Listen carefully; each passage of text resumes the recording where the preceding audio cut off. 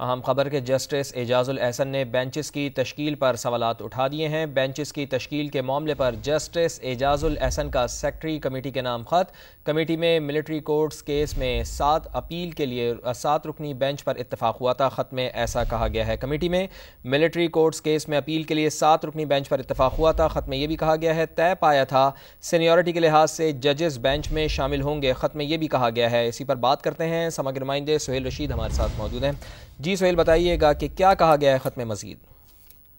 Justice Ijaz ul Ahsan نے 3 رکنی committee کا حصہ ہے جو کہ بینچز کی تشکیل کرتی ہے پریکٹس اینڈ پروسیجر کے تحت، لیکن اس بار انہوں نے خط لکھا ہے اور حالیہ جو بینچز کی تشکیل ہوئی ہے جس میں ملٹری کورٹس کیس میں فیصلے کے خلاف اپیلوں کا معاملہ ہے اور اس کے علاوہ جسٹس مظاہر اکبر نقوی کی جو درخواستیں ہیں ان کے خلاف کارروائی کے خلاف، ان دونوں بینچز پر انہوں نے کہا کہ ان کی کمیٹی میں تشکیل ہوئی ہی نہیں ہے، ایسا کہا گیا۔ جسٹس اعجاز الاحسن کی جانب سے جو خط لکھا گیا ہے اس میں سیکرٹری کے نام یہ خط لکھا ہے، اسی کمیٹی کے سیکرٹری کو مخاطب کرتے ہوئے، اور یہ بتایا ہے کہ کمیٹی کے سامنے ان بینچز کی تشکیل کا معاملہ رکھا ہی نہیں گیا کیونکہ کمیٹی میں جب ڈسکس ہوا تو وہاں پر یہ طے پایا تھا کہ ملٹری کورٹ میں اپیل 7 رکنی بینچ سنے گا اور وہ بھی سینئر ججز پر مشتمل بینچ ہوگا، اور اگر کوئی ایک سینئر جج کسی وجہ سے بینچ میں بیٹھنے سے معذرت کرے گا، انکار کرے گا، تو اس کے بعد ترتیب میں جو دوسرا سینئر جج ہوگا اس کو رکھا جائے گا۔ لیکن اس کے بعد انہوں نے خط میں لکھا ہے کہ اس کمیٹی کی جب منٹ اپلوڈ کیا گیا ویب سائٹ پر، اس سے پہلے ان کو دستخط کرنے کے لیے بھیجا بھی نہیں گیا اور بینچ بھی 6 رکنی تشکیل دے دیا گیا جو کہ کمیٹی میں ہوئی